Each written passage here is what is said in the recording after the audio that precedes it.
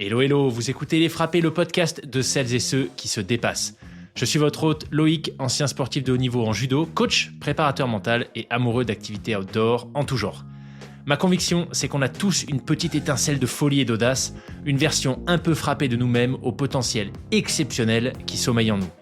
J'ai créé ce podcast pour vous faire découvrir des femmes et des hommes qui ont osé le réveiller. Mes invités sont des athlètes de tout niveau, des aventuriers professionnels, des voyageuses au long cours, des entrepreneuses ou encore des militaires, des forces spéciales.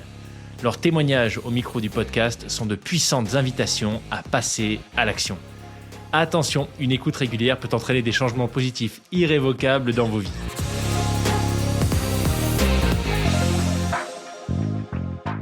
Mais écoute, en tout cas Thierry, moi je suis absolument ravi que tu reviennes au micro du podcast quasiment 2 ans plus tard. La première fois c'était en août 2023, je te le disais juste avant qu'on démarre. À l'époque, tu nous avais parlé d'un truc complètement dingue, l'Iditarod 1000 miles que tu avais gagné en 25 jours. 25 jours, c'est Ouais, ça, ouais. 27, Non, 25? non, j'avais gagné en 22 jours, ouais. 22 C'était jours. 22? Ouais, 22 jours et c'est pas rien, 3 jours, c'est Ah bah, important. Voilà, j'imagine, ouais. voilà. Ok, 22 jours, je sais pas pourquoi je m'étais noté 25, mais en tout cas, Ouais. bon, ça change pas grand-chose. C'était absolument fou, par moins 40 degrés, sans tente, enfin, complètement dingue. Un très bon souvenir, même s'il y a eu des difficultés, mais c'est toujours un souvenir dont je me rappelle, très régulièrement. Alors, en tout cas, moi, je me rappelle de quelques anecdotes. Tu nous as expliqué qu'au départ, il y a un gars à vélo qui avait traversé la glace, parce que c'est une Ouais, épreuve qui peut se faire aussi à tout à vélo. fait. Que tu avais brûlé tes gants dans un petit refuge en essayant de te faire à manger. Enfin, voilà, Ouais, c'était ça, ouais. les souvenirs que j'en ai, c'était assez Ouais. extrême. Sur ces 22 jours, il y a eu pas mal d'anecdotes et c'est vrai Ouais. que alors des bonnes et des moins bonnes, hein. Celle du cycliste, c'est pas un super souvenir parce que, c'est la première fois que je me confrontais hem, à des doigts gelés et voir vraiment en direct, ce que ça représente. C'est assez, choquant, je dirais et ça, c'était pas un bon souvenir, mais même les gars, c'était pas un bon souvenir, mais j'ai quand même quelques anecdotes assez sympas, donc j'essaie plutôt de me rappeler. Ouais. Bah, en tout cas, s'il y en a qui l'ont pas encore fait, avant d'écouter cet épisode, je vous conseille vraiment d'aller écouter le précédent. Le lien est en description de celui-ci, puisque dans l'épisode précédent, tu nous avais aussi partagé quelques infos sur ce qui va être l'objet de ce podcast aujourd'hui, à savoir un énorme projet sur lequel tu travaillais déjà en 2023.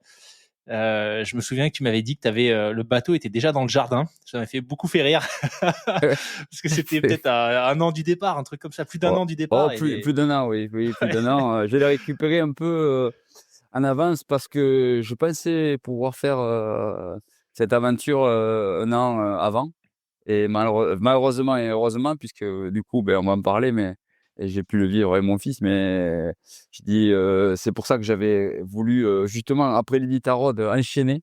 J'avais acheté le bateau juste avant de partir, voilà pourquoi je l'avais en avance. Excellent. Donc écoute, en tout cas, tu nous en avais déjà parlé de ce projet complètement fou. Donc l'idée, tu me dis si je me trompe, initialement, c'est que tu t'avais prévu de faire un énorme tour du monde en solo. Oui, c'est Avec ça. du bateau, du vélo, de la marche, la course, enfin la totale, quelque chose d'assez monstrueux comme tu en as bien l'habitude. Et en fait, quelque temps avant le départ, ton fils Yann, si j'ai bonne mémoire, t'as demandé s'il pouvait t'accompagner.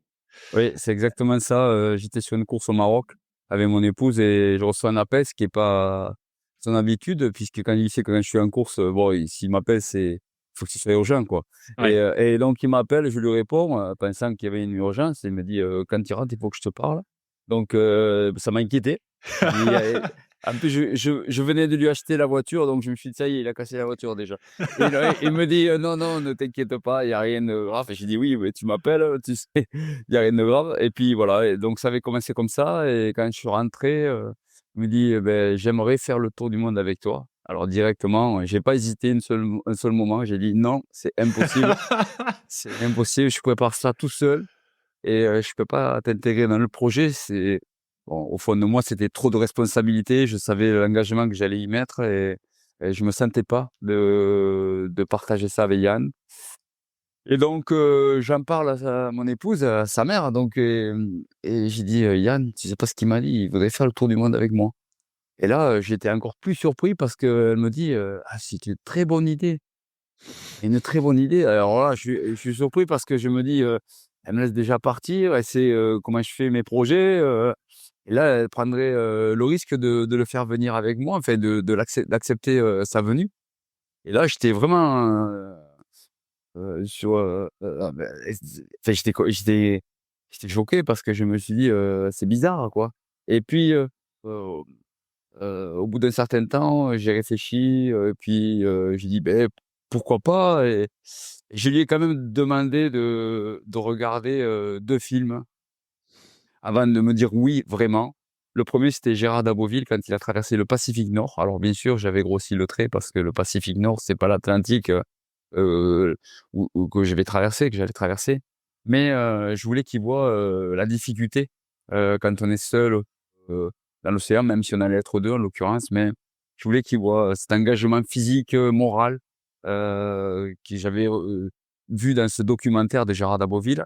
Et le 2e, c'était, alors je me souviens plus le titre, mais c'était, 2, 2 Anglais de la City qui avaient décidé de battre un record du monde de 18 km en vélo, et qui partait du Cap Nord et qui allait jusqu'en Afrique Cap Nord, jusqu'en Afrique du Sud. Donc, et ce que je voulais qu'ils voient, c'est pas l'exploit sportif. Ce que je voulais qu'ils voient, c'est, qu'à un moment donné, ils traversent un pays dont je me souviens plus le nom, hein. En traversant quelque temps avant de traverser ce pays, ils avaient vu des gens qui leur avaient dit, «N'y allez pas, en ce moment, c'est très dangereux», et un des 2 prend peur, et avant de traverser ce pays, il dit: «Moi, je veux le traverser en avion, je veux pas le traverser en vélo, j'ai trop peur». Et ce que je voulais qu'ils voient surtout, c'était, à partir de là, ça a cassé leur relation, ils étaient plus sur la même longueur d'onde. Le projet, l'objectif de battre ce record était fichu, donc, il y avait des disputes, mais qui étaient dues certainement à ça. C'est ce qu'on ressentait dans le film. Et ce que je voulais vraiment, c'est qu'ils se rendent compte que quand on a un objectif, quand on a un engagement vis-à-vis de soi, de son partenaire, de ses partenaires, aussi pour des projets, d'une telle envergure, ce que je voulais qu'ils se rendent compte, c'est que, ben, il faut aller au bout, quoi. Alors pas à n'importe quel prix, on est d'accord, mais aller au bout, c'est pas parce qu'on a peur, qu'on n'y va pas. Il fallait y penser avant, il fallait se renseigner, il fallait regarder ce détail-là, et voilà. Donc je voulais qu'ils se rendent compte que l'engagement, il allait être total, et que l'objectif, il fallait l'atteindre. Voilà pourquoi j'avais, et puis il voit ça, il me dit: «Oui, ils étaient un peu durs tes films, mais, je suis toujours motivé». Ben, je dis: «Beh, si tu es motivé, beh, OK, banco, tu viens avec moi». Donc toi, ce qui te faisait peur d'emblée, c'était plus la notion de parce qu'il est sportif. Enfin, je veux dire, il a bon, toi, c'est vraiment absolument extrême les formats sur lesquels tu t'engages. Mais Yann, c'était quoi sa relation au sport, à l'endurance, à l'ultra endurance? Alors Yann est un rugbyman, et il joue seconde ligne, avant le projet, il faisait, 5 kilogrammes, 5 kilogrammes, 1,87 m, un joli bébé. Et donc, voilà, il était pas dans le sport d'endurance, il était plutôt dans l'explosivité, que demande le rugby. Mais j'avais fait quand même quelques «aventures avec lui» entre guillemets, puisqu'on était parti déjà quand il avait 12 ans, sur le GR10, pendant 4 jours pour faire 100 kilomètres avec plus de 2 500 positifs. Et il avait fait, et j'avais été surpris par son endurance. Alors de la négation, oui et non, parce que là, il était obligé de me dire avec nous, c'était un projet qu'on avait, avec, mon épouse Isa, et donc, j'étais surpris par, son engagement, et surtout, sa résistance au mal. Il avait eu des ampoules très rapidement, sur ce parcours, mais il se plaignait jamais, et moi, je suis bien placé pour savoir que c'est très douloureux, que c'est Mmh. des brûlures, et que, il aurait pu se plaindre, et moi je trouvais des solutions peut-être pour shunter quelques parcours, et il s'était pas plaint. Il fallait qu'il soit, toujours devant d'ailleurs, et je m'étais dit quand même, quelle résilience, devant, à son âge, Mmh. devant un tel effort. Donc je savais qu'il avait des prédispositions, mais, entre savoir sur 4 jours et sur autant de mois, j'avais aucune certitude.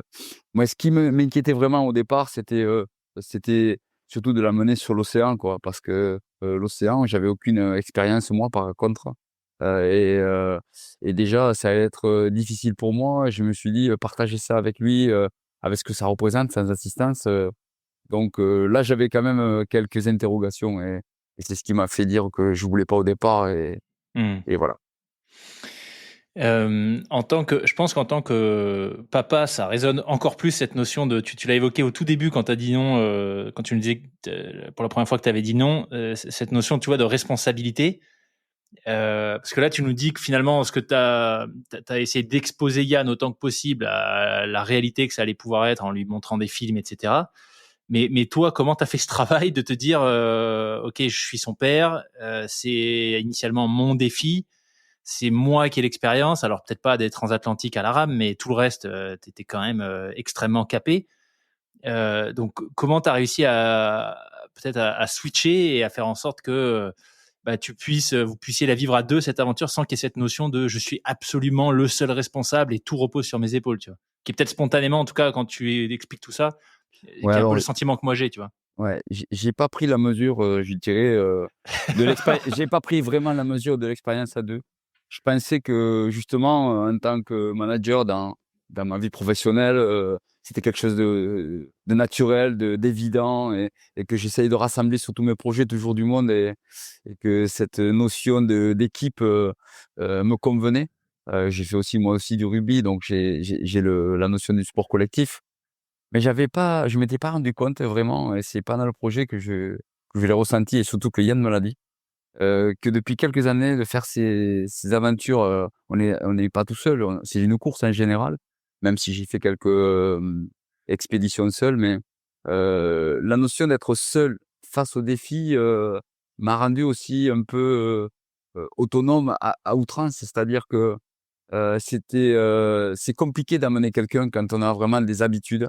Mhm. Surtout dans l'extrême où là on est exacerbé par l'effort et tout ressort vraiment décuplé et j'avais pas vraiment cette notion de tu vois que j'allais vivre des moments difficiles, d'être à 2 parce que même si, c'est mon fils et on l'engagement, il est à 2, ça je m'en étais rendu compte, mais comment dire? C'est seul, je prends mes propres responsabilités et j'avance coûte que coûte.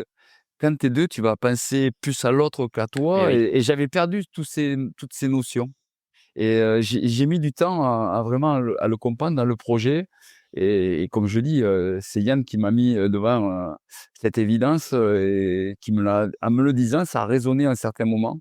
Pas au de suite, hein, parce qu'au début, c'était un peu l'autruche. Je baisse la tête encore, je fonctionne comme je fonctionne, et c'est moi qui ai raison. Mais au bout d'un certain temps, je me suis dit: «Mais c'est vrai que je fonctionne, comme quelqu'un qui est célibataire depuis trop longtemps, qui devient un vieux garçon avec ses habitudes et c'est non, mais c'est comme ça que je le ressens, hein, avec le recul. Hem Et là, je me suis dit, «Beh, il faut que tu fonctionnes complètement autrement, il est là, il est présent, il vit l'aventure, il t'apporte énormément» parce que je me suis rendu aussi compte qu'il m'apportait énormément sur le projet au fur et à mesure du temps. Et que, beh, je devais fonctionner autrement et qu'il fallait que je shunte vraiment ce côté solitaire et qui m'a bien aidé pendant toutes ces 20 ans d'aventure, et de courses extrêmes, mais que là, c'était pas le cas. Il fallait Mhm. être 2 soudés et à l'écoute de l'autre et qu'on soit égaux. Ça, c'était très important, c'est-à-dire que j'étais pas le leader. J'avais certes une expérience, j'avais certes préparé beaucoup plus le projet que lui, mais dans l'aventure, au niveau de l'engagement qu'on y mettait chacun, on était égaux. C'est difficile à expliquer, mais c'était un gros travail sur moi, ce que j'ai dû faire. C'est de me dire: «Ben là, j'ai autant besoin de lui que lui a besoin de moi» et il y a pas de leader, tu as pas de père, fils. Il faut vraiment, même si on peut pas l'enlever, cette relation est liée, elle est profonde et elle est viscérale même, hein, mais il fallait vraiment que je sorte. Là, on est à 2. On a chacun, nos rôles qui sont déterminés par la capacité justement à mettre des choses en place, chacun. Et d'ailleurs, ça s'est révélé, je prends un exemple tout bête, mais enfin qui est important. Sur la traversée, c'est moi qui ai travaillé, le sujet de la navigation, mais vraiment travaillé, comme d'habitude, hein, vraiment à l'extrême, chercher les détails du détail. Et au final, c'est lui qui a fait toute la navigation. Parce que, beh, vu son âge et son implication dans le matériel, il était beaucoup plus apte à faire, à prendre des décisions, à utiliser les appareils que moi. Alors que moi, j'y avais travaillé, mais j'étais moins vif, quoi. Et je l'ai laissé faire parce que même le routeur était surpris des trajectoires qu'on prenait qui étaient excellentes, surtout au début. Et voilà, donc ça, c'était important de me dire, bon, ben écoute, j'ai de l'expérience, je me suis entraîné pour, j'ai fait certainement 100 fois plus de choses que lui pour préparer ce projet, mais il est plus performant. Donc, puisqu'il il est performant, je lui donne ce rôle et quelque part, c'était important aussi de lui donner des rôles, des responsabilités. C'était aussi ça l'engagement que j'avais vis-à-vis de lui. C'était de donner, donner sa place dans le projet. Si je veux qu'il progresse et je veux qu'il s'épanouisse et que si je veux que ce soit un voyage aussi initiatique pour lui, c'était important, de lui donner, toutes les clés et surtout, toutes, les possibilités de s'épanouir en me donnant aussi, la possibilité de faire des choses différentes, moi et que lui, il soit bon dans le domaine où il était le meilleur, quoi. C'est ça qui était important. Mmh. Tu as utilisé le terme Je sais de pas si, tu vois un peu? ah oui, bah, alors je vois, en tout cas, je comprends ce que tu dis. Je pense que sans avoir vécu ce que vous avez vécu, c'est très compliqué tu vois, de vraiment l'intégrer, et de Ouais, ressentir à 100% ce que ça veut dire. Mais en tout cas, tu vois, cette notion de chacun fournit, c'est un peu comme ça que je comprends ce que tu disais par rapport au fait que vous étiez égaux, tu vois, c'est que finalement chacun fournit sa part et il n'y a pas de exactement. il y a pas bah, ce que tu disais de leader et une personne qui a vraiment pris le lead, tu vois, à un moment donné, et c'est méga Ouais, intéressant. L'exemple que tu donnes sur la c'est ça ouais, ouais, non, mais c'est ça, en fait, c'est qu'il y a j'étais vraiment très loin de cette notion. Pour moi, il y a toujours un leader et heu et là, il y en avait pas. Alors, bien sûr, même si j'avais quand même, plus d'expérience et que j'avais, travaillé vraiment tous les sujets, à fond, beaucoup plus que lui parce que lui était à l'école pendant la préparation et il est venu dernièrement, mais quand même, il y avait besoin qu'on établisse, justement, un rapport différent que d'avoir un leader qu'il faut suivre absolument, Mhm. être derrière, quoi coûte que coûte, mais c'est difficile à accepter.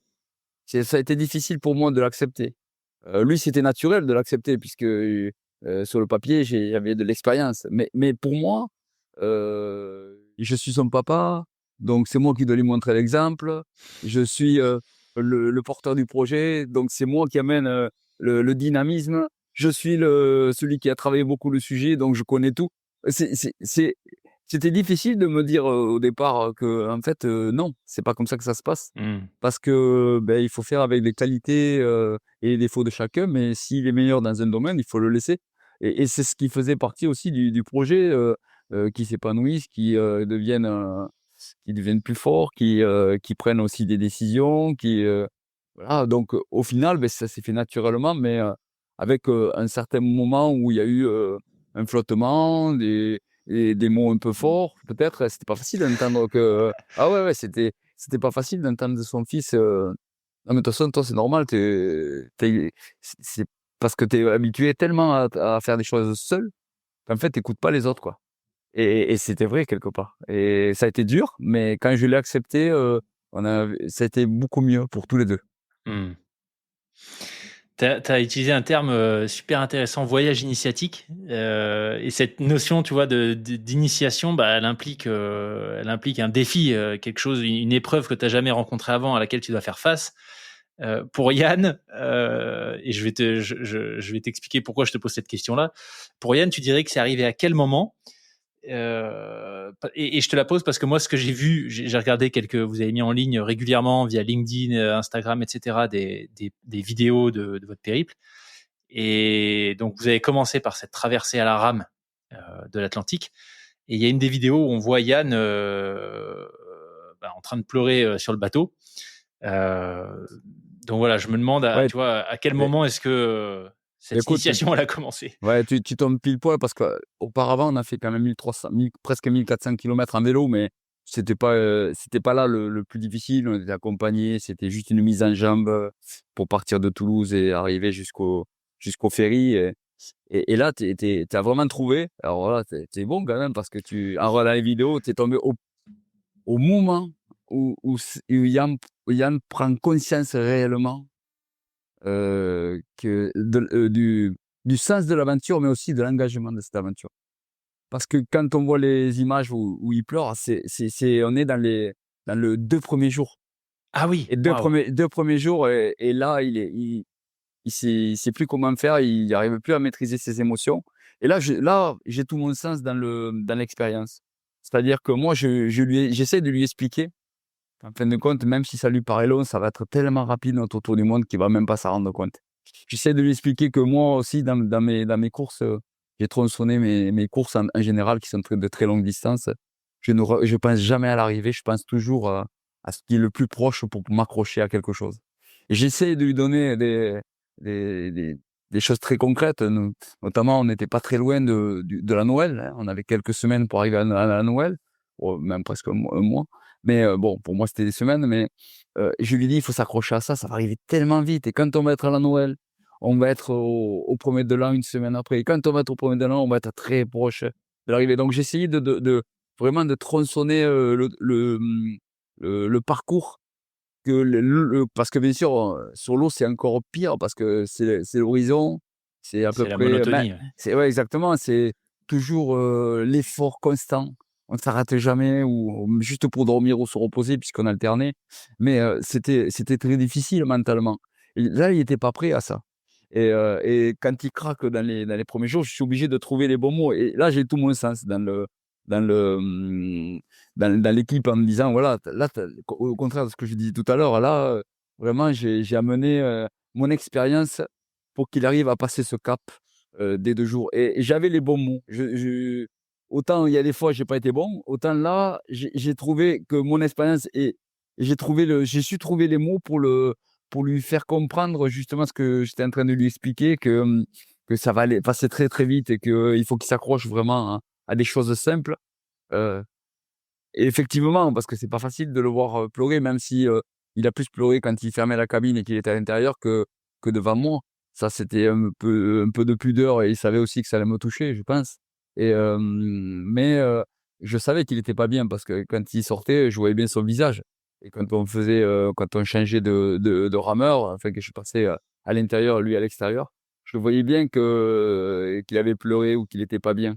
Donc j'essayais de trouver le moyen de le rassurer, mais aussi de lui faire comprendre qu'on va avancer quand même et que malgré tout, beh, le temps il passe vite et qu'il faut profiter des moments, même si c'est difficile, même si, on n'est pas toujours heureux sur le bateau parce que c'est un engagement tellement physique, et moral qu'on n'a pas toujours bien sûr des bons moments, mais dès qu'on pouvait, ben, c'est ce qu'il dit aussi dans plusieurs vidéos, c'est qu'il peut passer du rire, aux larmes assez facilement, parce qu'on est épuisé, parce que justement, il y a des moments très difficiles, des moments où on rigole de rien. On a pris des fous rires de choses mais tellement, bénin et bénigne et qui j'ai même pas j'en rigolerais pas maintenant quoi. C'était mais on avait besoin de ça.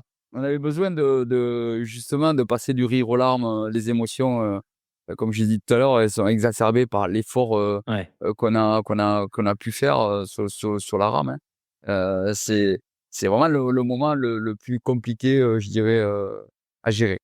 En tout cas, bravo à toi, pour d'avoir trouvé les mots et bravo à lui parce que si tu dis que c'est arrivé au deuxième jour, il me semble que vous en avez mis 50 pour faire Oui, la c'est ça, ouais. transat. C'est Donc ça. il s'est quand même accroché sur les 48 jours restants, tout en sachant évidemment que, tu me dis si je me trompe, mais j'ai interviewé plusieurs fois des gens qui ont fait des transats, à la rame. En fait, tu peux mettre, une quarantaine de jours comme, 60 potentiellement. Ouais, ben écoute, nous, on avait 80 jours de repas, sur le bateau. Ah oui, OK. On avait aucune notion. Dans ma tête, c'était 70 jours, max, même si j'avais 10 jours en cas, on sait jamais. Mais, j'avais pas de notion. Donc, je m'étais je voulais aller le plus vite possible, ça, c'est une évidence, mais, savoir qu'on allait mettre 50 jours, c'était vraiment au-delà de mes espérances parce que, beh, j'étais allé vite, mais pas aussi vite, quoi. Mmh. Donc, c'est sûr que c'était sympa et surtout au début, on est allé très, très vite au départ parce qu'il y avait du vent, qui était porteur et puis on a eu, heureusement et malheureusement, des tempêtes qui ont duré plusieurs jours et là, par contre, on allait très vite, sans ramer. parce qu'on ne pouvait pas, enfin on sortait, oui, parce qu'on était obligé par moment, parce qu'on n'avait plus de batterie et il fallait tenir le gouvernail, mais on allait très vite sans mettre un coup de rame. On fait entre 100 et 150 km par jour, hein. Waouh. Mais tellement qu'il y avait le vent qui poussait dans le bon sens et une houle incroyable. Sachant que quand tu dis, voilà, il y a peut-être des gens qui visualisent pas, mais quand on parle de traverser Transat en bateau, tu peux nous donner quelques chiffres sur le confort du dit bateau, parce que si je me trompe pas, Ouais, c'est une cabine étanche à voilà. l'avant, une cabine hermétique, enfin pareil à l'arrière, mais il J'ai devait y fait, avoir quoi, 1 mètre carré par personne? voilà, j'ai fait le choix moi, de prendre un bateau Rannoch, qui est un bateau qui a été éprouvé, qui est un bateau anglais, hein. Il y a pas beaucoup de choix, dans ce type de bateau, mais là, il y en a 2-3 choix et là, j'ai pris ce bateau parce que je m'étais bien renseigné et c'est un aviron de mer. Cet aviron de mer, il fait 7,34 m de long, 1,70 m de large, et il a 2 cabines. Une cabine à l'arrière qui va servir plutôt pour la partie matérielle, tout ce qui est stockage, du matériel. Alors ça peut être du matériel électronique, ça peut être du matériel, technique, ça peut être, du matériel décordage, ça peut être, voilà, il y a toute la partie, à l'arrière avec mon safran et mon gouvernail, qui est piloté par, mon pilote automatique quand je peux l'utiliser et ensuite, il y a l'avant du bateau. Alors c'était un Rannoch R25 mais, duo, c'est-à-dire, solo pardon, solo, c'est-à-dire qu'il y a un seul poste de rame parce qu'il existe le même, bateau, mais avec 2 postes de rame. Moi, c'est parce que je l'avais acheté que pour moi, mais il peut être utilisé pour 2 personnes, mais et au final, c'est pas plus mal parce que comme j'en avais parlé avec le fabricant, on peut l'utiliser, les gens qui prennent pour 2 personnes, avec 2 postes de rame, beh, au bout d'un certain temps, même très rapidement, il y en a plus qu'un qui rame et ils Eh oui. alternent pour pas jamais s'arrêter et donc il y a un déséquilibre parce que le poste de rame, il est pas bien équilibré, il se met ou devant ou derrière et alors que nous, on avait un poste de rame très équilibré par rapport à la surface du bateau. La cabine est plus grande aussi, même si elle fait moins de 2 m², hein, la cabine, elle est vraiment tout petite donc on peut dormir à 2 mais on est très serré. Surtout Yann qui fait 1,87 m, il prend beaucoup de place et qui est assez large d'épaules, et il prend plus de place que moi et ensuite, beh, il y a tout le panneau de commande avec, l'AIS, la radio, le GPS, enfin tout ce qui est électronique, plus l'organe majeur du bateau qui est le dessalinateur. Il est dans cette zone-là et nos 2 batteries qui sont alimentées par les panneaux solaires. Donc ça, c'est vraiment l'habitacle de survivre, c'est hermétique. Donc, quand on est enfermé, on est dans une capsule. Quand il y a un mauvais temps, normalement, on devrait être à l'intérieur, même si nous, on a été obligés d'aller à l'extérieur parce que la tempête a duré vraiment très longtemps et on était obligé de se mettre, en manuel, c'est-à-dire on tenait le gouvernail, à la main, à l'extérieur. Même si on ramait pas, on devait le tenir parce qu'on n'avait plus que 9 de batterie, sur les batteries au lithium même.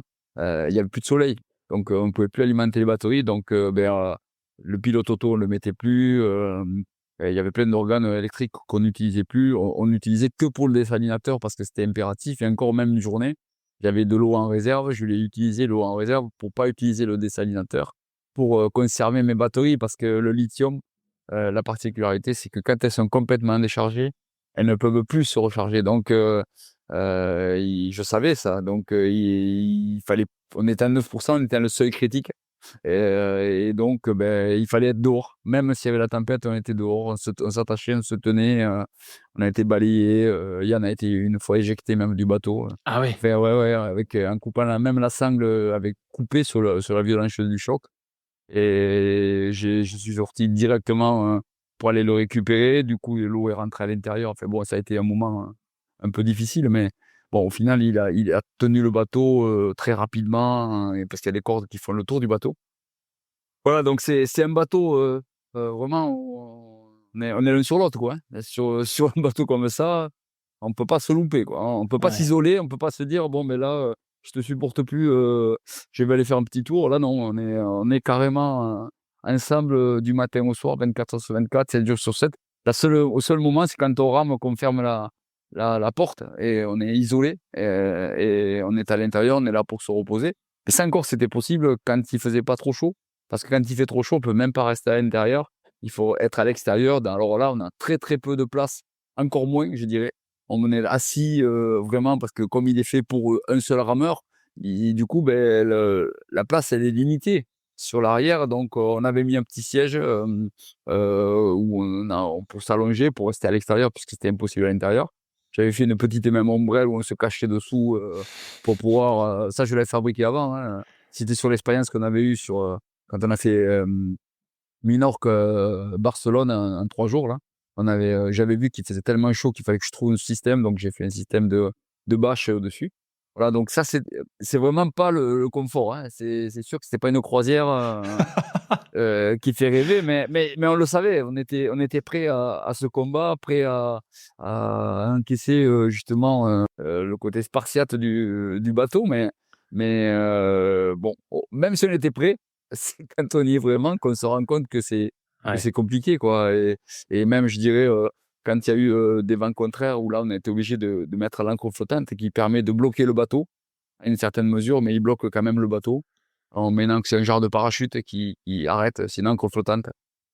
Et donc, on se disait chaque fois, ah, si je fais on va pas ramer pendant 1 voire 3 jours. Hein. En général, c'était 3 jours de vent contraire quand ça arrivait.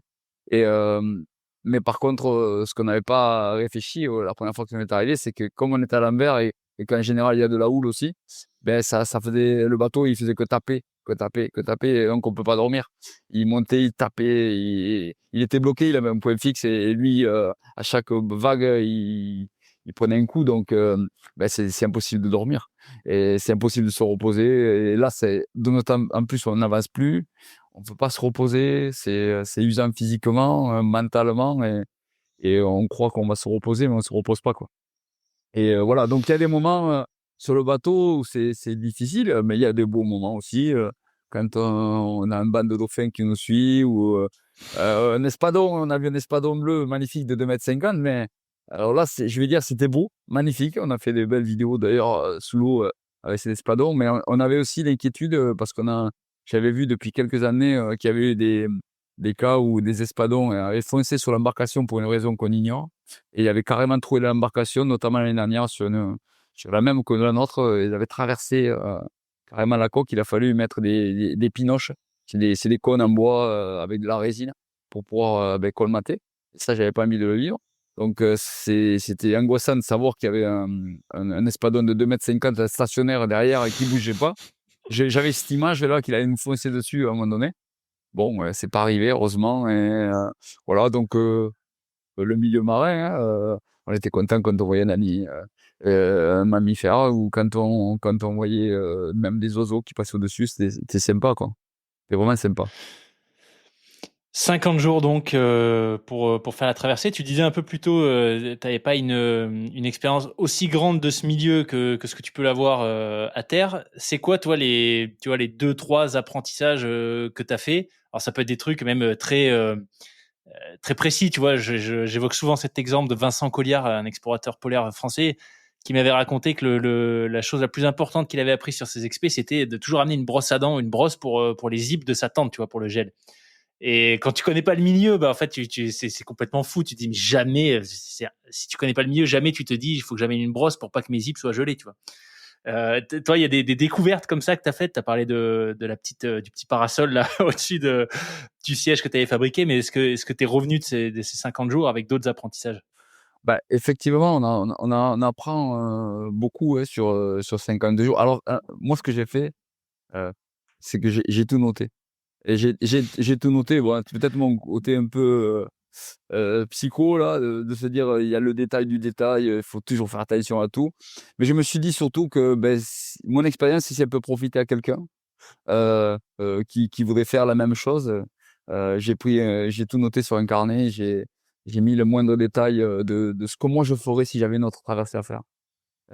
Donc tout ce que je trouvais bien sur la traversée, je l'ai marqué. Qu'est-ce que je pourrais donner comme exemple que là j'ai pas en tête, mais j'ai marqué énormément de choses hein, sur le bateau. Et je dis moi c'est exactement ce que je ferais si j'avais besoin. Un exemple bête, mais c'était par exemple les rames, elles ont fait déjà 2 traversées parce que moi c'était un bateau d'occasion. Et c'est des rames en carbone qui marchent très bien où il y a aucun problème. Mais par contre, je me suis dit je changerais les rames, par exemple. Parce que je me dis, le carbone, ça vieillit malgré tout et que je prendrais pas le risque de couper une rame sur l'océan. Mais ça, c'était un détail, mais pour moi qui a une grosse importance.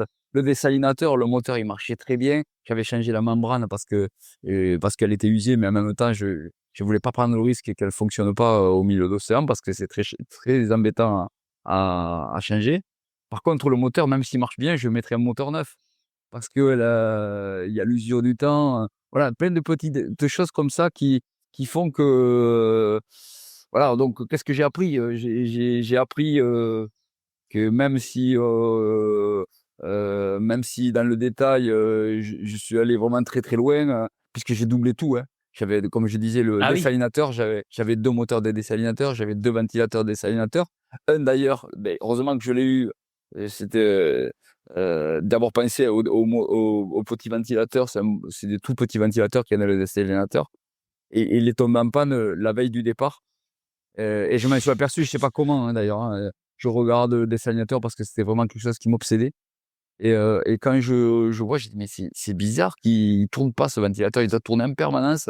Heureusement, j'ai quelques notions en électricité et en électronique, hein. Donc j'ai regardé, effectivement, il était en panne. Donc il a fallu que je soude, un autre ventilateur la veille du départ, quoi. C'est stressant de se dire, bah, déjà, Ouais. le matériel que j'avais prévu, en plus, il faut que je l'utilise pour, de suite sans avoir commencé à faire, un seul miles, sur la mer, sur l'océan et voilà, donc ça, c'est stressant et donc plein de détails comme ça. J'avais un double, j'avais la totalité. J'avais un fer à souder d'ailleurs, au gaz, j'avais, tout le matériel pour pouvoir dépanner, j'avais, 2 gouvernails, 2 safrans, et bon, j'avais tout doublé, quoi et malgré tout, beh, il arrive toujours des choses, comme je viens de le dire avec le ventilateur, il y a plein de choses qui peuvent arriver donc voilà l'idée aussi de faire profiter, de mon expérience, je sais pas pourquoi je pensais à ça, je me suis dit: «Bon, ce bateau, il est formidable, parce qu'il prend super bien la mer, par contre». C'est un bateau qui vraiment, il est très rassurant, il est très stable, malgré une houle. On a eu des vagues à plus de 6 mètres, hein, donc on a eu une Waouh. houle, énorme et donc quand, je me suis dit: «Il tient très bien la mer», mais il y a quelques petits détails qui font que, beh, on peut, on peut aussi arrêter le projet parce que si le dessalinateur, par exemple, il ne marche pas, même si on a une pompe à main, je sais qu'il y en a qui l'ont fait avec la pompe à main, je sais pas comment ils ont fait parce que moi j'ai essayé. C'est pas évident d'arriver à faire même 1 litre d'eau. Savoir qu'il nous fallait pour tous les 2 entre, je dirais 10 et voire par moment quand il faisait très chaud 15 litres d'eau par jour. Parce qu'on avait besoin d'eau pour tout ce qui était lyophilisé, bien sûr Eh oui. et donc beh, tout ça, c'était vraiment fait d'énormément de détails, que j'avais bien, bien anticipés. Alors, je les avais travaillés, en m'entraînant aussi, j'étais pas très loin. Moi, j'étais à Narbonne, donc j'étais sur l'étang de Bages et des fois je sortais, en mer, de façon à pouvoir avoir quelques mais là aussi, c'est délicat avec un bateau comme ça, sortir en mer. On doit être, ou, assisté, par quelqu'un qui est au port ou avoir un bateau pas très loin parce que, beh, si on est pris par le vent ou par une houle, on revient pas, quoi, sur un bateau comme ça. On n'a pas assez de Eh oui. puissance et donc tout ça, l'entraînement, c'est difficile ou alors, bah, la meilleure expérience qu'on ait eue, c'est ce que je disais tout à l'heure, c'est quand on est allé à Minorque et qu'on est revenu, en 3 jours. Là, vraiment, on a pris un maximum d'expérience. Quand je suis revenu, j'ai fait plein de modifications dans le bateau, notamment pour le confort, en parlant tout à l'heure de la bâche qui nous protégeait du soleil. C'est suite à cette expérience et puis il y en avait d'autres, quoi. J'ai vraiment tout noté, j'ai modifié, tous les paramètres, que j'avais identifiés pour que ce soit, beh, le plus réussi possible et qu'on ait le moins de problèmes, pendant cette longue traversée. Traversée donc qui représente, si je me trompe pas, à peu près 5 000 kilomètres C'est à ça, la oui. rame, Oui, oui, c'est ça, c'est ouais? bien. Donc 50 jours, on l'a dit. Au final, voilà, on en a longuement parlé, mais ça a été surtout sur le vélo, que vous avez passé énormément de temps puisque vous êtes parti le 8 novembre, 2024. Donc tu disais que vous avez commencé par, un peu plus de 1 000 kilomètres, enfin bien plus que 1 000 kilomètres de vélo pour rejoindre, le départ à la rame.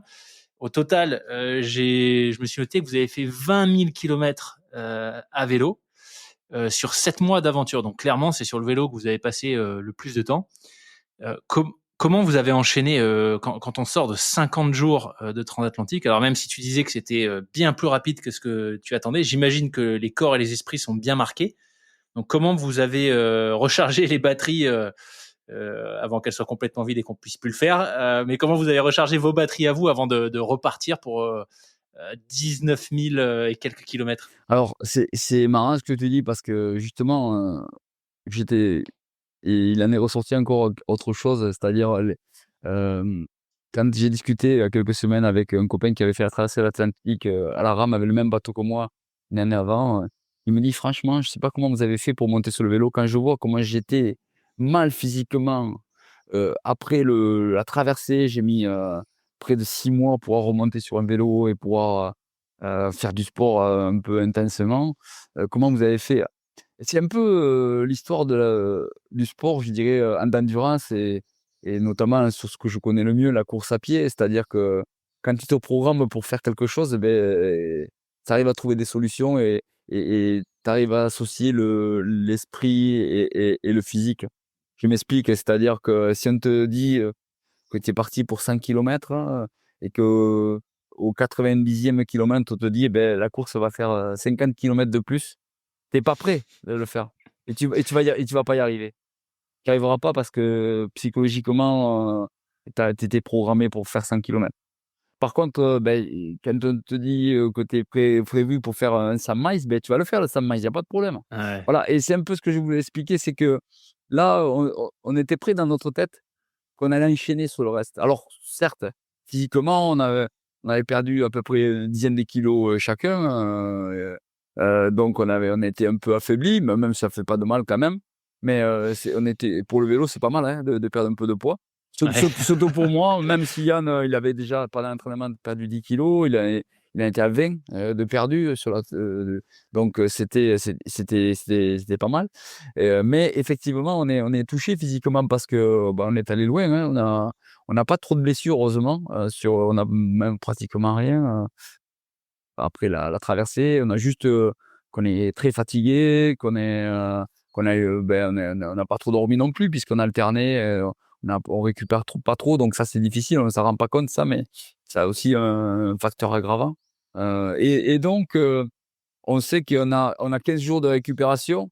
Une 1re semaine où on a toute la famille, où on récupère plus ou moins parce que, on veut profiter de tout le monde. C'est difficile, donc on fait pas trop attention et on sort un peu du cadre sportif, parce qu'on en a besoin aussi mentalement. Donc et puis, ils sont bons et les quelques jours de reprise un peu mentale, sont un peu difficiles. Mais, on est vraiment focus après sur, ce qu'on doit faire.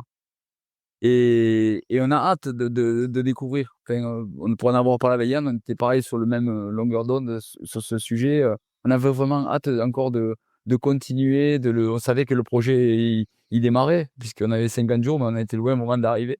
On avait toute la traversée des États-Unis plus l'Asie et rentrer à la maison, donc ça fait beaucoup de kilomètres. On a fait rien en vélo, ouais, puisqu'au final on a fait à peu près 19 000 kilomètres. Pas 20 000 mais 19 000. Et donc, on n'avait rien fait, on a fait 1 300 kilomètres, et il restait tout le reste. Et donc, là, il a fallu, se remettre vite dans l'aventure. Heureusement, ce sont des sports où, c'est pas comme la course à pied où on a vraiment des grosses contraintes mécaniques. Quand tu es en course à pied, il y a les chocs, tout ça qui quand même crée des lésions musculaires, Mmh. donc là, à la rame, il y a pas ça, c'est un peu comme le vélo. Il y a pas, on a des lésions parce que, c'est difficile, on peut avoir mal au genou parce qu'il y a la répétitivité, de la rame où on pousse beaucoup avec les cuisses, donc les articulations comme les genoux, on les sollicite, mais il y a pas de choc. Donc on n'a pas cette usure, qu'on peut avoir dans la course à pied. Donc là, en vélo, on sait qu'on part, quand même, avec, une récupération de quelques semaines, même si c'est court. La difficulté, c'était plutôt, les conditions, climatiques parce qu'on est à New York, en plein hiver et on n'a pas été épargné, quoi. Et ça, c'est vrai que ça, c'était un facteur que je connaissais et je le découvre pas puisque c'était un peu mon souhait mais j'avais pas mesuré vraiment, la difficulté ou j'avais peut-être pas mesuré, j'avais pas pris, conscience que ça allait être le facteur déterminant, dans notre avancée et que on allait vraiment, vraiment souffrir parce que bon, je me suis dit, bon, tu as quand même l'expérience du froid et tu vas trouver des solutions, même si je sais que le vélo, c'est compliqué parce que dès qu'il y a un peu de vent avec le froid, de suite, on est mal, quoi. Et puis, c'est dangereux. Et ça n'a pas manqué, c'était vraiment le cas. Et en plus, on a eu d'autant plus une période, alors on peut plus dire que c'est une période exceptionnelle, puisque c'était la deuxième de l'année aux États-Unis, hein, une période de grand froid. Il s'en est jusqu'au Texas. Et Ah oui. avec des températures au plus froid qu'on ait eu, c'était -25. Et Wouah. -25 en vélo, c'est difficile, quoi. On avait beau avoir des gants de ski, ils étaient pas chauffants. On avait un cuissard long, mais avec une membrane, mais c'était ouais, il fait froid, quoi. C'est difficile. Autant en course à pied, c'est pas pareil. On a moins froid, beaucoup moins froid. Mais en vélo, c'est des conditions très difficiles. En plus, il y avait de la neige et de la glace par moment.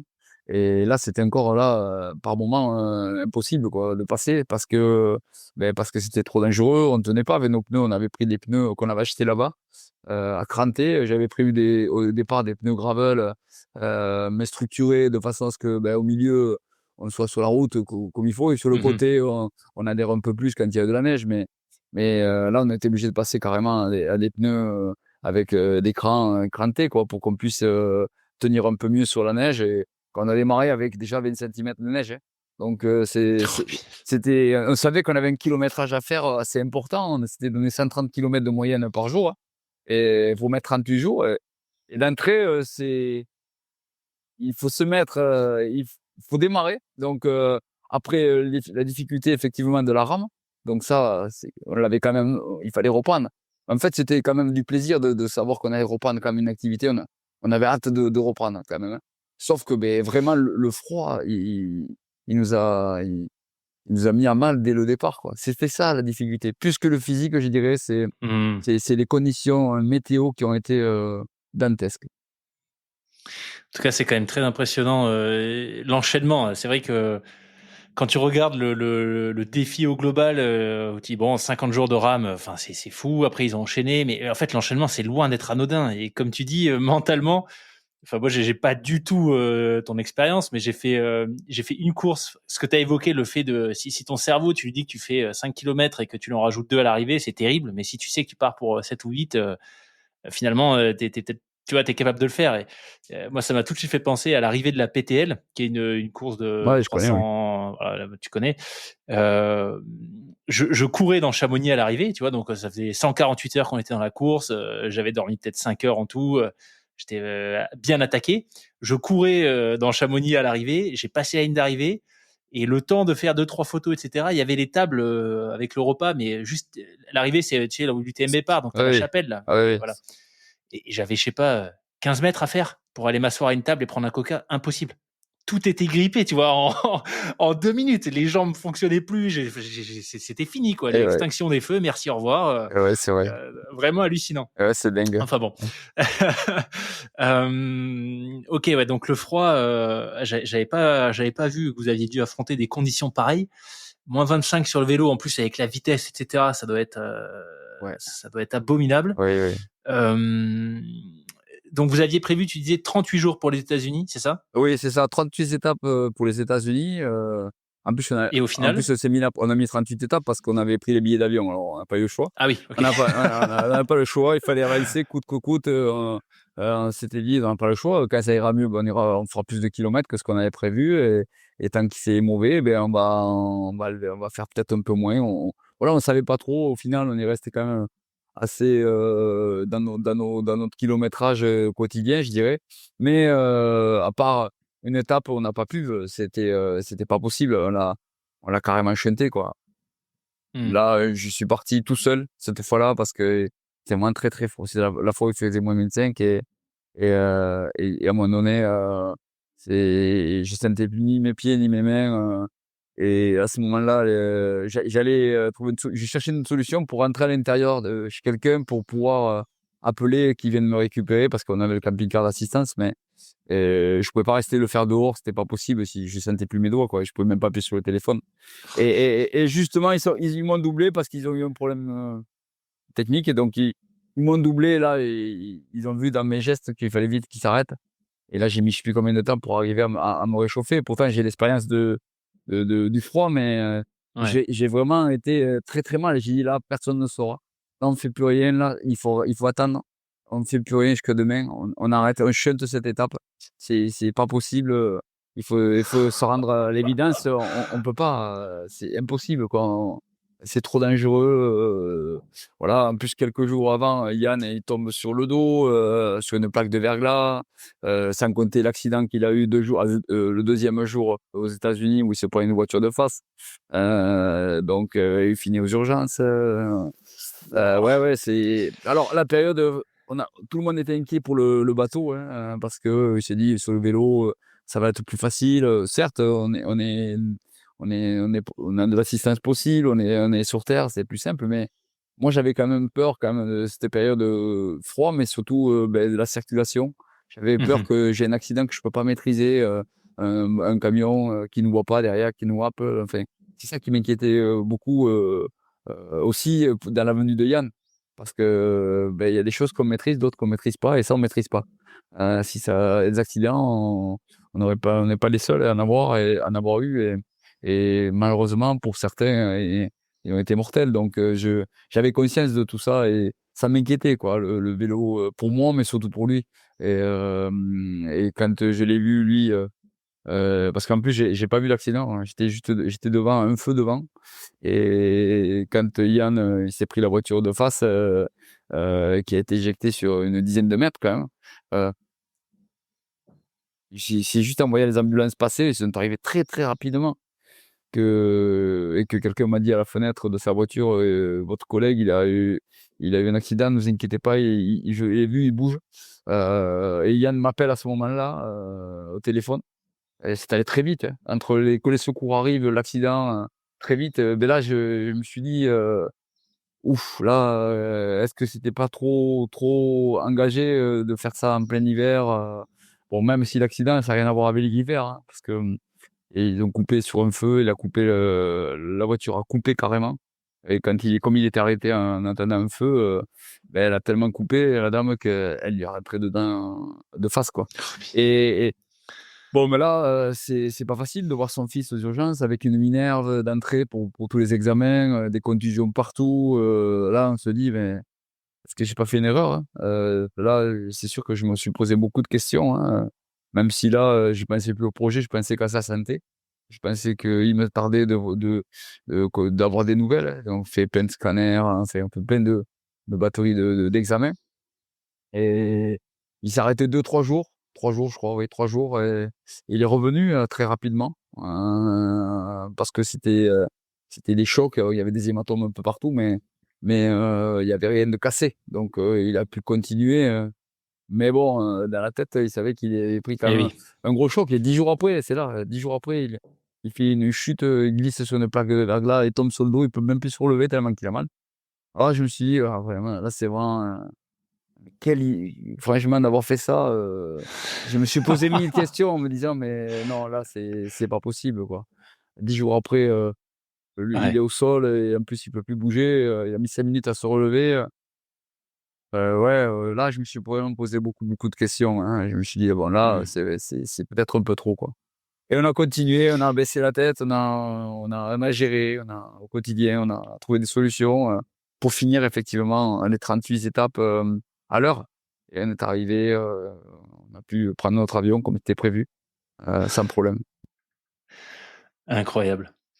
Sur une note un peu plus fun, si vous aviez été américain, cet accident avec Yann là, ça vous aurait sans doute payé tout le voyage, hein.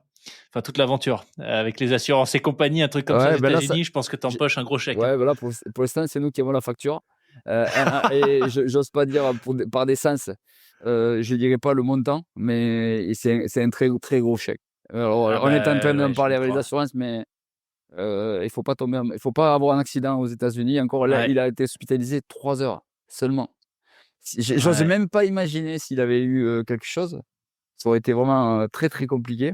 Donc, il vaut mieux prévoir ça quand même à l'origine, Ouais, prendre une assurance très, très spécifique qu'on avait en Asie, mais qu'on n'avait pas aux États-Unis. Heureusement, on a une autre assurance qui prend le relais, mais je dirais, il faut y penser quand on fait un tel projet. ouais, clairement. Et même, tu sais quoi, même pas très loin de chez nous, hein, moi j'ai vécu en Suisse, je me suis pris une voiture pareil à vélo en Suisse, j'ai fait, je pense, 12 minutes d'ambulance. Bon, j'ai rien payé, mais j'ai reçu la facture intégrale. Il t'envoie la facture avec le montant complet, donc tu vois ce que tu étais censé payer. Et après, du coup, tu vois combien tu dois effectivement payer. Bon, moi je devais payer zéro, mais 12 minutes d'ambulance, c'était 1 400 €, un truc comme ça, tu vois. Ouais. Donc, Bon, mais là, mais ouais. t'es encore très loin des États-Unis. Donc, Ouais, ouais, j'imagine, ouais. ouais. J'imagine, ouais. Non, non, mais nous, on a Mais été surpris. C'est vrai que là, bon, il faut aussi prendre conscience parce que ben, c'est perturbant. On ne sait pas trop comment ça va se passer. Et quand on est sur le projet, ben, nous, on doit se concentrer sur ce qu'on doit faire, mais on ne peut pas laisser pour compte cet accident. Et heureusement, j'ai mon épouse qui a géré vraiment ça à merveille et qui a fait toutes les démarches. Mais c'est sûr qu'on aurait dû rester sur place, on aurait dû faire ce qu'il fallait avec la conductrice, mais on ne l'a pas fait. Et parce qu'on voulait toujours avancer et que bon, il y avait chute et contusion, donc on s'est dit, bon, c'est pas grave, on avance, on se préoccupe pas de ça, sans penser que, parce que là, on n'avait pas la facture à ce moment-là, on ne savait pas, on ne savait ah rien oui. du tout, quoi. Et peut-être que si on avait su, on serait resté, Hmm. quitte à perdre un peu de temps, parce que peut-être on s'embêterait moins maintenant pour régler ça, mais bon, voilà, c'est fait, on a avancé, s'il n'y a pas mort d'homme, et le plus important, c'était qu'il y en ait Ouais. soit en bonne santé malgré tout. En tout cas, je suis extrêmement impressionné par ce que tu racontes sur le fait que vous avez grillé une étape à cause des températures. Parce qu'encore une fois, je reprécise s'il y en a qui t'ont pas écouté. L'Iditarod 1000, bon alors tu as fait plein d'aventures, tu étais expérimenté dans le froid, mais l'Iditarod 1000, donc 1600 km, je recite les chiffres. Bon, 22 jours, j'avais 25, mais 22 jours, ce qui est déjà énormissime. Moins 40 degrés au fin fond de l'Alaska, sans tente. 22 jours, sans tente, moins 40 degrés. Voilà.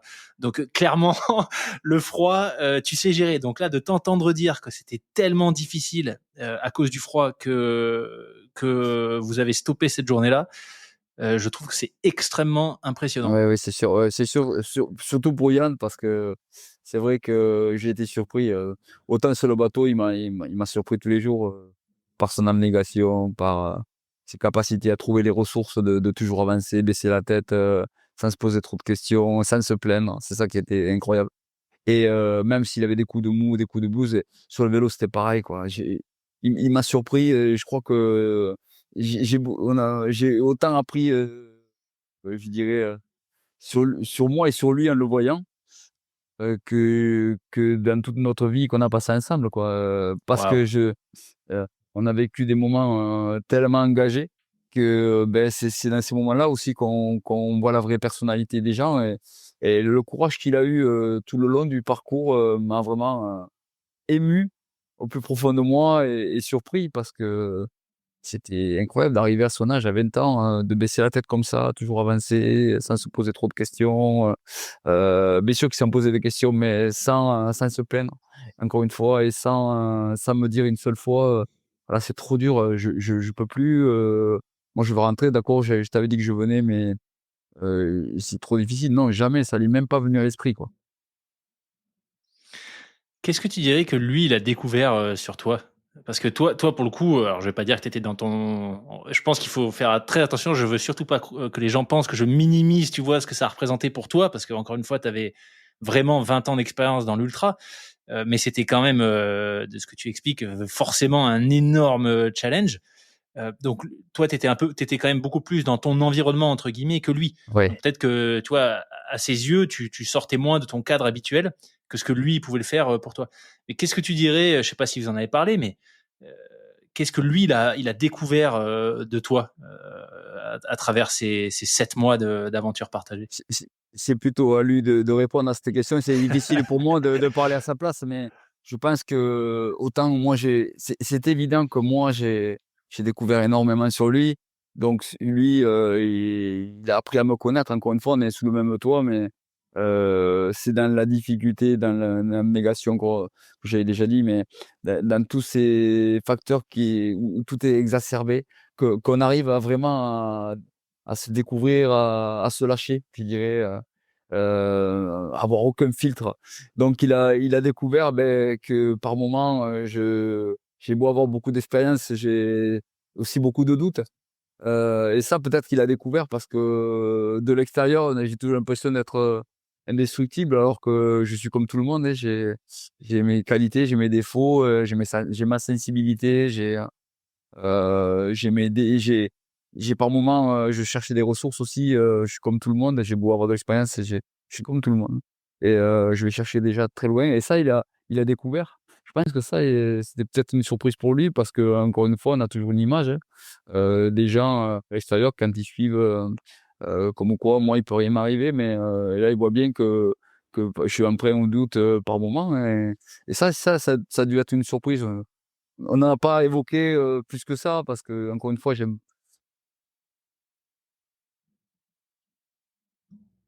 Mais au final, c'est ce qu'il a dû découvrir sur moi, et puis voilà, il a dû le découvrir aussi ma vraie personnalité dans des moments difficiles. Mm. Voilà, on est encore une fois, c'est vraiment des moments privilégiés, mais où on se met tout nu, quoi. Hmm. Et on est obligé des fois on, on voudrait se contrôler, mais on peut pas parce que parce qu'on peut pas parce que c'est pas le moment, parce que c'est trop difficile pour le faire et que il faut il faut avancer. Donc c'est dans ce moment-là il, il faut tout lâcher et c'est là c'est ce qu'il a découvert chez moi, c'est que je suis peut-être pas autant comment dire, d'accord, j'ai de l'expérience, mais je suis comme un homme normal, quoi. Et je suis pas un super héros. Je suis pas quelqu'un d'indestructible. Je suis normal, un classique, qui est passionné surtout et et qui fait aussi, qui réussit aussi certaines choses parce que je suis très méticuleux. Et ça, je pense qu'il s'en est aperçu au Mhm. quotidien. Pour ça, par contre, en avoir parlé, j'ai essayé d'expliquer pourquoi j'étais autant pointilleux. Pas que pour me rassurer, c'est que ça faisait partie aussi de toutes ces sports extrêmes. C'est que si on va pas dans le détail, si on n'est pas très pointilleux, on peut pas atteindre son objectif. Ça, c'est ce qu'il a vraiment vu, la réalité là. Il a touché du doigt ce que je lui racontais. Et voilà, donc je pense que c'est ce qu'il a découvert, il me semble. On le fera venir. Ouais, malheureusement, Yann ne pouvait pas être là avec nous Et non, il travaille, hein, aujourd'hui. Il travaille, et donc forcément bon, des contraintes, mais on va voir ce qu'on peut faire pour peut-être recueillir du coup son point de vue à lui. Donc 38 jours, tu disais, donc on en est déjà plus les 2 semaines de repos, ça commence déjà à faire une bonne grosse période dans c'est l'aventure. ça, ouais. Quand vous prenez l'avion, vous atterrissez où ensuite? Alors on atterrit à Ulaanbaatar en Mongolie. Ah oui, ok. C'est les débuts de l'Asie et un rêve de longue date d'aller en Mongolie, et parce que voilà, ça me faisait rêver ce pays et donc démarrer par là avait du sens, par l'envie que j'avais d'y aller à l'origine et puis Yann, il était content aussi de découvrir, ces contrées lointaines et là aussi, on savait très bien que on a été la fin de l'hiver, mais toujours l'hiver, quoi et et c'est Ouais, l'hiver en Mongolie, ça doit être. ah ouais, alors là, ouais, alors là, on est passé de -25 à -17 hein, par moment. Alors on va dire, oui, c'est des meilleurs. Non, non, c'est pas meilleur parce que le vent, on a eu des vents à plus de 80 km/h par moment et qui étaient très déstabilisants sur le vélo et de la neige et de la glace vraiment terrible. On a passé des cols enneigés où on arrivait à monter, mais on n'arrivait pas à descendre parce que c'était trop dangereux.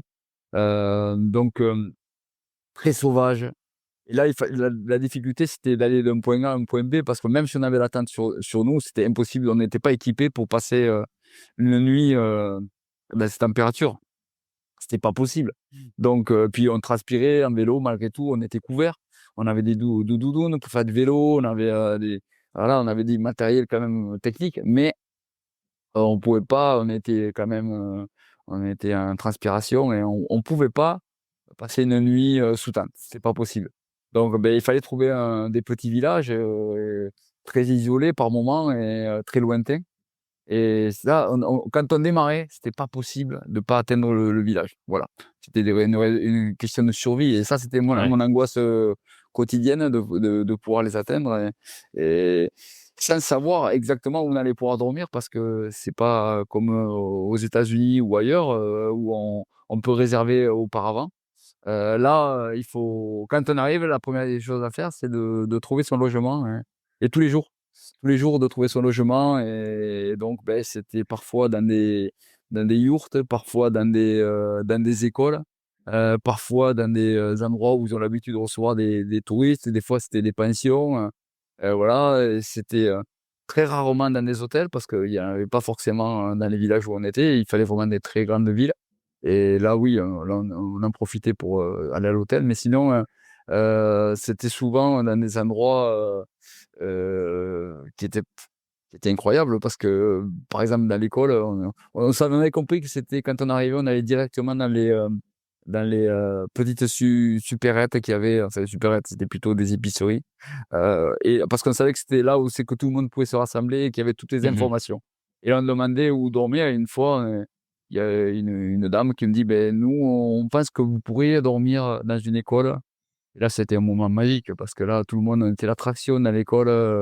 On est arrivé, on a raconté notre histoire père-fils. Ils avaient des yeux.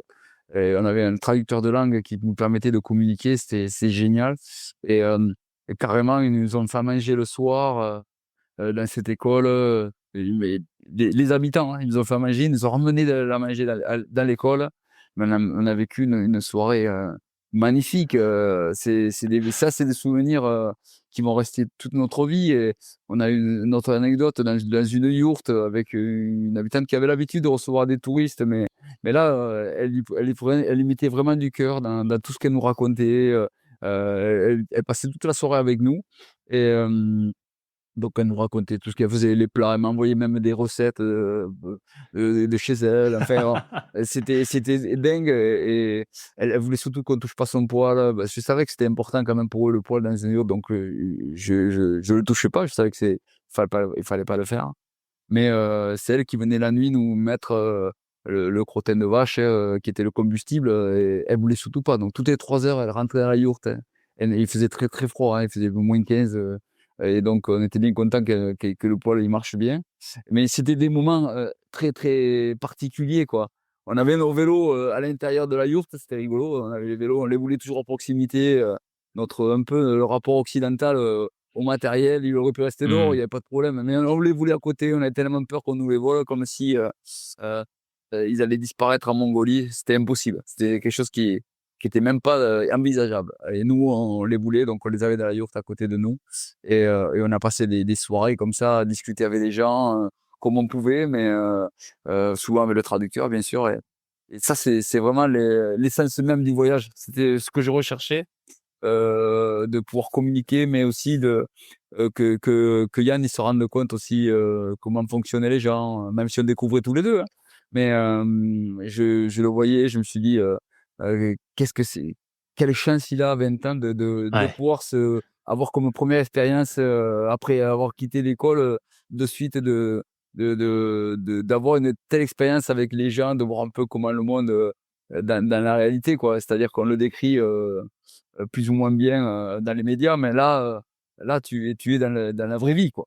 Donc quand tu passes dans des pays où soi-disant c'est catastrophique, n'y allez surtout pas, et que tu t'aperçois que les gens ils ont un cœur énorme et qui t'accueillent avec un plaisir, ils font pas de cinéma, quoi. Et je veux dire, ils ont aucun intérêt à nous recevoir ou à nous rendre service. Je veux dire, il y a pas de, c'est pas pour ou de l'argent ou autre chose. C'est juste parce qu'ils ont envie de faire plaisir, ton histoire leur plaît, et partager ça avec Yann, c'était formidable. C'était magique.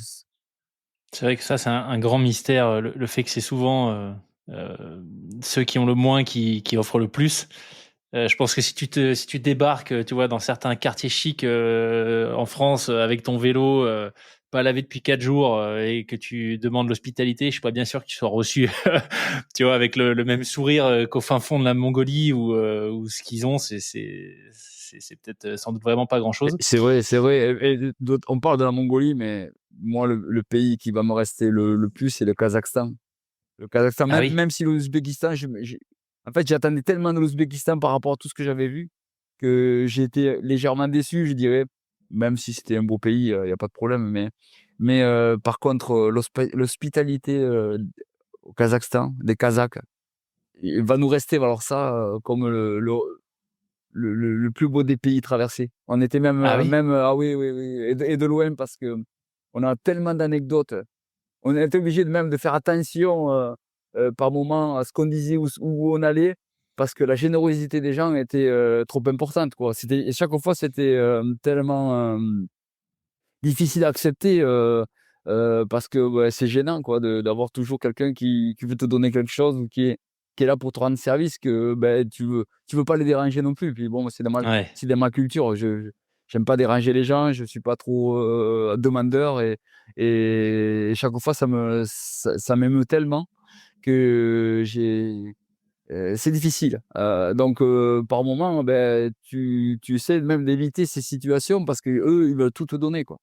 C'est des anecdotes, on en a tous les jours de rapports avec les gens que ce serait trop long de raconter, mais c'est tellement ce qui en ressort, je dirais, le plus dans ce voyage, c'est vraiment cette relation dans ces pays-là, alors que quand tu dis Kazakhstan, ça fait pas rêver les gens. ouais, c'est Ça vrai. fait pas rêver les gens, et pourtant, quel pays magnifique déjà, pays splendide, avec ses steppes vertes, plus contrairement à la Mongolie où c'est plutôt assez sablonneux. Je dirais la couleur elle est différente et voir ces grands cavaliers qui gardent leur troupeau d'une centaine de chevaux par moment, ça va rester des images magnifiques que je suis heureux d'avoir vécu, vu et partagé avec Yann, quoi. C'était des moments extraordinaires et la rencontre en plus avec les gens, elle a été identique que tous les jours, fabuleuse et alors certainement on a un vecteur de communication plus fort parce qu'on était père et fils et ça parlait aux gens certainement. Il y a ça qui est rentré certainement en compte, mais je crois pas. Il y a aussi le rapport aux autres, comme tu le disais si bien, moins ils ont des choses, c'est un pays pauvre, hein, le Kazakhstan, Ouais. et plus ils donnent, plus ils ont envie de donner, plus ils ont envie de partager, plus ils sont curieux, et ils ont envie de cette relation vraie, je dirais, qu'on puisse échanger sur plein de sujets. Et rien que d'en parler, ça m'émeut encore, vous voyez, Ouais, ça s'entend. c'est vraiment quelque chose qui va rester toute notre vie et certainement qu'on en reparlera très souvent avec Yann. Si on tire une ligne droite depuis le Kazakhstan jusqu'à Toulouse, on passe par deux pays qui malheureusement font la une de l'actualité depuis un peu trop longtemps et pas pour les bons sujets. On passe par la Russie et l'Ukraine. Comment vous avez géré ça du coup? Vous avez fait un petit saut en avion, Ouais, vous ouais. avez contourné par la Turquie. Bah, justement, on a sauté le Kazakhstan en passant par l'Ouzbékistan parce qu'on a une frontière qui s'est fermée, malheureusement, entre le Kazakhstan et non, l'Ouzbékistan et le Kazakhstan. On avait 400 kilomètres à faire pour arriver à Aktaou, qui était le dernier village avant la mer Caspienne. On n'en voulait pas passer par l'Iran parce qu'on sentait bien que ça chauffait. Et c'était prévu dans le projet, on avait été appelé par l'ambassade, donc on avait dit on ne prendra pas le risque. On n'allait pas passer par la Russie parce que même si on peut y aller, c'était pas le projet et ça correspondait pas à l'éthique que j'en faisais. Et je voulais pas passer par la Russie. L'Ukraine, bien sûr, encore moins avec la guerre. Et donc, bah, on a sauté de l'Ouzbékistan, on a sauté la mer Caspienne en avion pour atterrir en Géorgie. À l'Azerbaïdjan, on aurait pu y aller, mais là aussi, il fallait un visa. Et puis, il y avait les frontières au moment où on devait le faire fermer. Mhm. Donc, on est arrivé en Géorgie. Et on a fait Géorgie-Turquie. Turquie, Bulgarie, Serbie, Croatie, Slovénie, Italie et France. Mais voilà un peu le déroulement. Mais là aussi, Géorgie, pays magique, magique par la beauté des paysages et l'accueil aussi qu'on a eu. Turquie, on a adoré. Vraiment, de toute façon, il n'y a pas d'endroit où on est passé qu'on n'a pas aimé, hein, mais vraiment, là aussi, il faut aller voir sur place pour parler vraiment de ce qui se passe. Il faut être sur un vélo, être vraiment un minimaliste Mhm. pour vraiment être au contact des peuples dans les montagnes, par exemple, comme ça a été notre cas, et s'arrêter dans un petit village et voir un peu la gentillesse des gens. Il n'y avait pas d'animosité, loin de là. On peut dire, est-ce que les Français sont aimés? Je ne sais pas si les autres pays sont aimés, mais je peux dire qu'il n'y a jamais eu de problème. En disant qu'on était Français, ils étaient, ils étaient comme complètement indifférents. Il n'y a pas eu même de blagues sur le fait qu'on soit Français. Au contraire, je veux dire, ce qui leur plaisait, c'était notre projet. Et après, il n'y avait pas d'animosité, quelle en soit, sur le parcours. On n'a vraiment eu aucun souci sur tout le parcours. Et, euh, et voilà, c'était vraiment voilà comment on a fait. On a sauté la mer Caspienne en Mhm. atterrissant à Tbilissi, en Géorgie. L'arrivée, si je me trompe pas, vous avez fini par, histoire de de se dégourdir les jambes une dernière fois, 240 kilomètres en courant pour arriver à Toulouse, c'est ça? Non, c'est pas exactement ça. On a fait 215 kilomètres parce que on devait partir du démarrage de l'étang de Thau. Et puis, une connaissance, Jean-Paul Ferré, il me téléphone, me dit: «J'aimerais bien que tu fasses le départ de Port-Iragne». Ben, je dis: «Oui», j'avais aucune raison de le faire. Si ce n'est que c'était le démarrage du canal du Midi, mais depuis les temps de tôt. Mais je dis, mais pourquoi pas, c'est une bonne idée. Je pense que Yann, 215, ça devrait lui convenir, hein. Moi, j'en ai jamais assez, mais lui, je pense que ça devrait lui convenir. Et effectivement, on a fait les 215 derniers kilomètres en 6 étapes, alors que Yann n'avait jamais fait plus de 10 kilomètres en courant. Et là, je savais que ça allait être très, très compliqué, mais l'idée de la course à pied, déjà, c'est ma discipline, mais l'idée majeure et première, je dirais, de pourquoi on l'a fini en course à pied. Le premier, bien sûr, c'est parce que c'est mon sport, mais la première, c'est surtout que c'était l'occasion de partager avec les gens sur le trajet.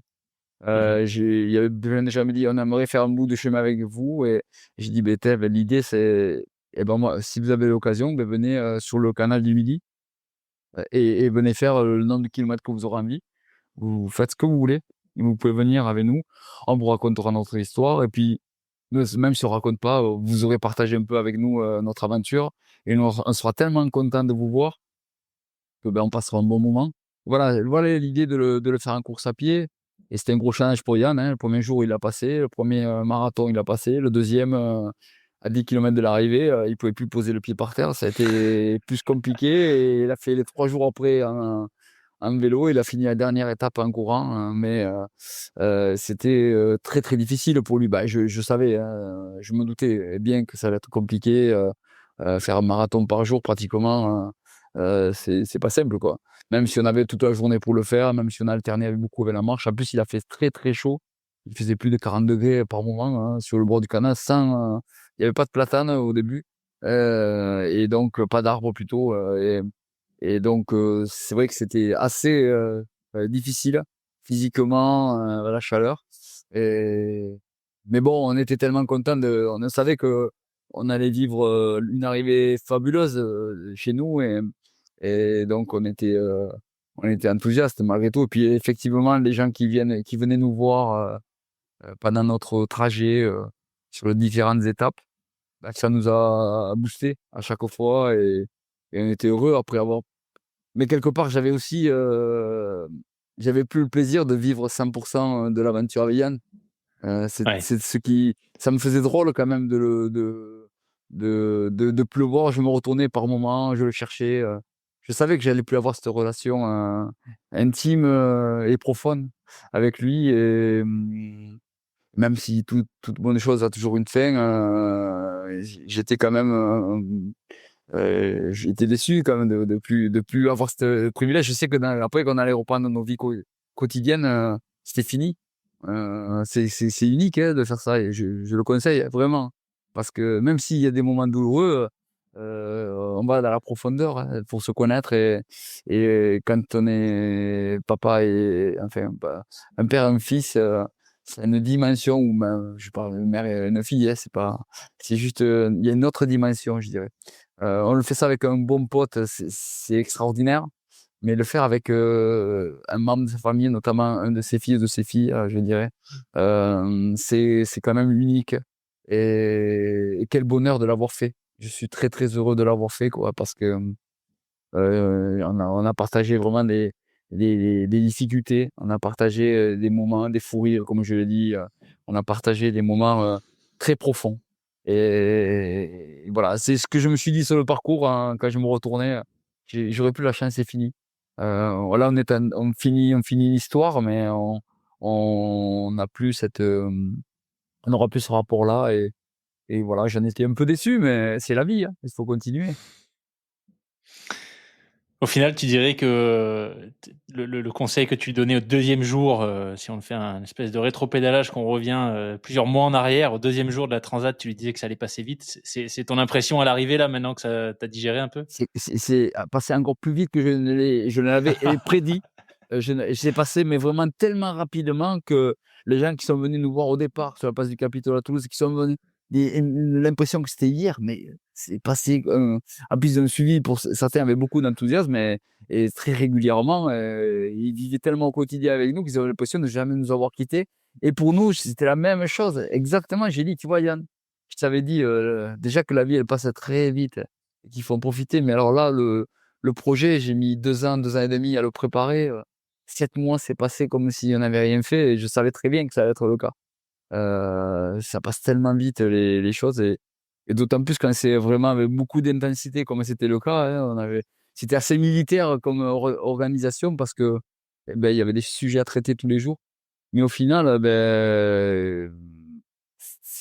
voilà, c'est passé comme ça et j'ai l'impression que c'est pas que ça s'est pas fait parce que bien sûr, je décris tout, avec, beaucoup de détails parce que c'est très très frais, donc je sais que ça s'est fait, mais c'est vrai que c'est passé tellement vite, que c'est incroyable. Tu dirais que tu as récupéré là, au moment où on enregistre, on est pile poil un mois et un jour après votre arrivée. On est le 15 juillet, vous êtes arrivé le 14. Physiquement, vous en êtes où physiquement, mentalement? Alors pour Yann, physiquement, il a récupéré, il a couru dès la première semaine, il a recouru, même Wouah. s'il a mal au un peu il a un peu mal aux pieds, mais il a recouru, alors il faisait pas du gros kilométrage, mais il avait besoin de continuer, sa phase sportive, hein. On était entre 6 et 8 heures de sport par jour, donc il avait besoin de continuer. Là, il travaille, donc il court un peu moins, même si je l'ai vu, il m'a fait quelques vidéos, le matin avant d'aller au travail qu'il allait courir, donc c'est bien ça. Il faisait pas ça avant, donc c'est bien et heu et donc pour ma part, bon, j'ai eu quelques sollicitations, donc j'étais un peu occupé ces derniers temps et puis en plus, je suis en train de préparer, le livre qui va parler de cette aventure et le reportage, même si c'est pas moi qui vais faire le montage, donc j'ai un vidéaste qui s'en occupe, mais on fait un documentaire plutôt, sur notre aventure, un 52 minutes qu'on finalisera, certainement fin août. Donc ça m'occupe ça pas mal et physiquement, moi, j'essaye de m'entretenir, j'essaie de sortir régulièrement. Je fais, on va dire 3-4 sorties par semaine. Un peu de vélo, un peu de course à pied, comme j'étais en montagne, la semaine dernière, ben, j'en ai profité. Je faisais de l'écriture un peu le matin, après j'allais courir en montagne. Ça m'évadait, voilà, ça m'a fait beaucoup de bien, et beh, voilà, donc maintenant, je vais essayer de me replonger dans mes prochaines aventures qui vont arriver quand même assez rapidement, hein, parce que le temps passe vite et donc déjà dès septembre, je vais commencer une préparation pour cet hiver, une course polaire, je sais pas encore, j'en ai 2 en prévision, ça devrait s'orienter sur une que j'avais fait une, au Kungsleden là, je sais pas si on en avait Ouais, parlé, je t'avais fait, en Suède, ouais. ouais, ouais, j'étais parti en solo, après le covid, sans organisation, sans rien. J'avais fait mes 500 kilomètres, sur le Kungsleden, la totalité. Et là, il y a une course qui existe depuis 2 ans et où la première année, il y avait personne qui est arrivé et cette année, il y en a 2 et du coup, ben, je me tâte à y aller, je réfléchis encore mais parce que je connais la difficulté du parcours et je sais qu'il va falloir un gros engagement là aussi Et voilà, je peut-être me projeter sur celle-ci ou une autre Howard 135 aux États-Unis qui est beaucoup plus courte, qui avait fait 217. Elle est mythique, c'est pour ça aussi que je veux la faire, mais j'ai du mal à m'inscrire là. Le site, il bouge pas trop et donc je sais pas. Je réfléchis entre les deux, voilà. Et puis une autre aventure avec un de mes autres fils en juin dans le Canada au Yukon. Voilà une descente en kayak d'une course qui s'appelle Yukon River Quest River. Ouais, je sais pas dans quel ordre, mais c'est voilà comment ça s'appelle. C'est une course de 715 kilomètres. Ce que j'avais fait en plein hiver en 2019 quand j'avais gagné l'Ultra Arctic Ultra, Yukon Arctic Ultra en 2019. Ça faisait de 700 kilomètres et là, ça fait 715 kilomètres descendre la rivière Yukon en course en kayak en plein milieu sauvage. Et ça, je le ferais bien avec mon fils aîné. C'est bon, il m'a donné son accord. Il a réfléchi un peu. Il a regardé quelques vidéos. Il m'a dit, bon, attends, ouais, je vais réfléchir.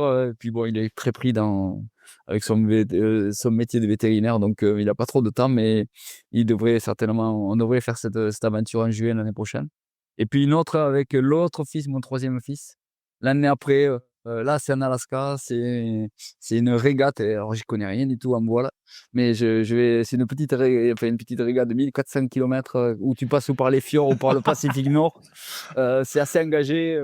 Donc, bon, j'y réfléchis. C'est moi qui n'ai pas encore donné l'accord, mais on devrait.